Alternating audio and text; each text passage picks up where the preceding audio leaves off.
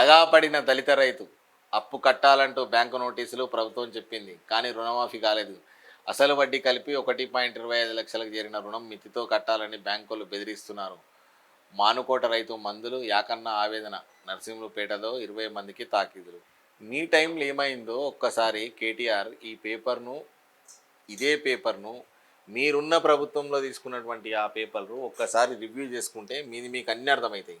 ఎందుకంటే ఇవాళ మొత్తం కాంగ్రెస్ను ఎట్లా అంటే గంజిలీగగా పడితే తీసేసినట్టు మాట్లాడిరు, పేపర్లు అట్లే చేస్తారు. మీ పత్రిక అనేది ఒక పత్రిక లెక్క లేదు, ఇది ఒక కరపత్రం కంటే అధ్వానంగా ఉంటుంది.